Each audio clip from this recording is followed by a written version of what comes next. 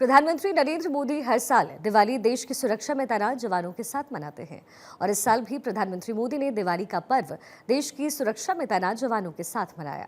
दिवाली मनाने के लिए प्रधानमंत्री मोदी गुजरात के कच्छ पहुंचे, जहां उन्होंने जवानों को मिठाई खिला करके दीपावली सेलिब्रेट किया। इस दौरान प्रधानमंत्री मोदी ने देश की सुरक्षा में तैनात जवानों को दिवाली की शुभकामनाएं भी दी और देश की सुरक्षा में उनके योगदान का भी जिक्र किया। और जैसा कि हमने आपको बताया, प्रधानमंत्री मोदी लगातार साल दर साल जवानों के साथ दिवाली का पर्व सेलिब्रेट करते हैं और इस साल भी पीएम मोदी ने जवानों के साथ दिवाली मनाई। हर साल पीएम मोदी ने जवानों के साथ कैसे दिवाली मनाई और हर साल दिवाली पर प्रधानमंत्री नरेंद्र मोदी कहां गए, इससे जुड़ी कुछ तस्वीरें आपके टेलीविजन स्क्रीन पर। गुजरात में 2024 यानी इस साल कच्छ में उन्होंने दीपावली का जश्न मनाया। 2014 में सियाचिन पहुंचे, 2015 में अमृतसर पंजाब, 2016 में चीन बॉर्डर पर वो पहुंचे हुए थे, भारत और चीन से सटी हुई जो सीमा है वहां पर। फिर 2017 में दिवाली का जश्न उन्होंने गुरेज सेक्टर जम्मू कश्मीर में मनाया। 2018 में उत्तराखंड में मनाया। 2019 में राजौरी एलओसी। 2020 से भी जो तस्वीरें हैं जहां उन्होंने लौंगेवाला पोस्ट जैसलमेर राजस्थान में सेलिब्रेट किया। फिर 2021 में पीएम मोदी ने नौशेरा सेक्टर जम्मू कश्मीर में दिवाली का पर्व मनाया। 2022 में करगिल जम्मू कश्मीर में दिवाली का जश्न मनाया था। वहीं 2023 में प्रधानमंत्री मोदी ने लेपवा हिमाचल प्रदेश में दिवाली का जश्न मनाया और 2024 जहां गुजरात के कच्छ प्रधानमंत्री मोदी पहुंचे और जवानों के साथ उन्होंने दिवाली मनाई।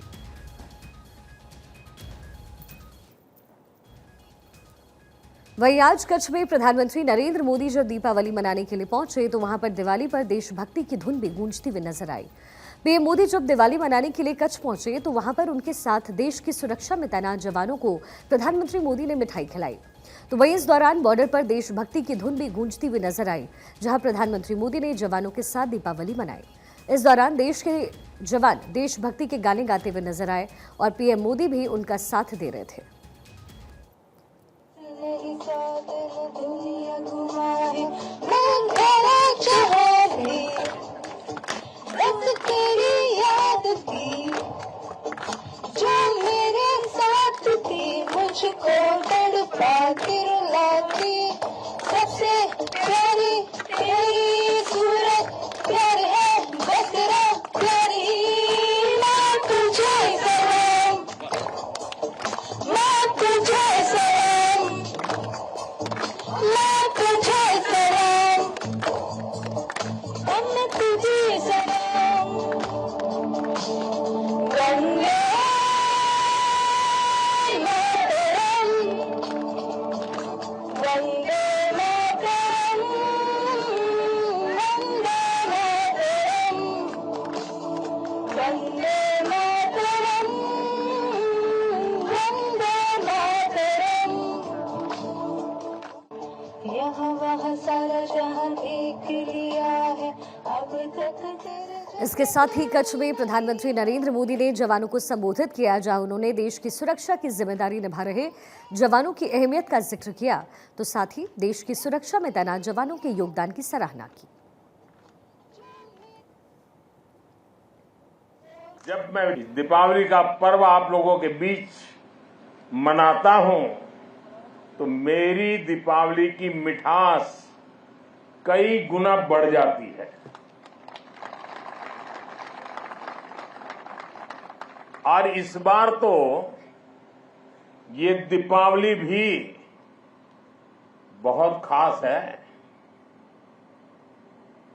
आपको लगेगा हर दीपावली का अपना महत्व होता है, इस बार खास क्या है?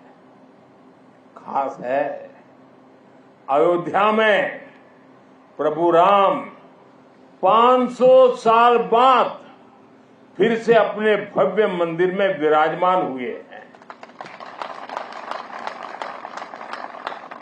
मैं आप सभी को और मां भारती की सेवा में तैनात देश के हर जवान को दीपावली की हार्दिक शुभकामनाएं देता हूं। मेरी इन शुभकामनाओं में आपके प्रति 140 करोड़ देशवासियों का कृतज्ञ भाव भी शामिल है, उनका आभार भी शामिल है। हम हमारी सेनाओं को विश्व की सबसे आधुनिक मिलिट्री फोर्सेस की कतार में खड़ा कर रहे हैं। हमारे इन प्रयासों का आधार है रक्षा क्षेत्र में आत्मनिर्भर भारत। अभी कुछ ही दिन पहले यही गुजरात के वडोदरा में C295 फैक्ट्री का उद्घाटन हुआ है। आज विक्रांत जैसा made in India aircraft carrier देश के पास है। आज भारत में अपनी सबमरीन बनाई जा रही है। आज हमारा तेजस फाइटर प्लेन वायुसेना की ताकत बन रहा है। हमारा अपना 5th जनरेशन फाइटर एयरक्राफ्ट बनाने का काम भी शुरू हो चुका है। पहले भारत की पहचान हथियार मंगाने वाले देश की थी। आज भारत दुनिया के कितने ही देशों को डिफेंस उपकरण एक्सपोर्ट कर रहा है। पिछले 10 वर्षों में हमारा रक्षा निर्यात 30 गुना बढ़ गया है। साथियों, सरकार के इस विजन को सफल बनाने में हमारी सेनाओं और सैन्य बलों के सहयोग की भी बड़ी भूमिका है। हमारे सुरक्षा बलों की बहुत बड़ी भूमिका है। मैं देश की सेनाओं को, मैं देश के सुरक्षा बलों को बधाई दूंगा कि उन्होंने 5000 से अधिक सैन्य उपकरणों की लिस्ट बनाई है जो वो अब विदेश से नहीं खरीदेंगे। आज युद्ध की प्रकृति बदल रही है। आज सुरक्षा के विषय भी नए नए पनपते जा रहे हैं। भविष्य की चुनौतियां और जटिल होंगी। इसलिए बहुत जरूरी है कि तीनों सेनाओं की क्षमताओं को, हमारे सुरक्षा बलों की क्षमताओं को एक दूसरे से जोड़ दिया जाए और खास करके हमारी तीनों सेनाओं के लिए उनका प्रदर्शन इस जोड़ने के प्रयास के कारण उनका सामर्थ्य कई गुना बेहतर हो जाएगा। और मैं कभी कभी कहता हूं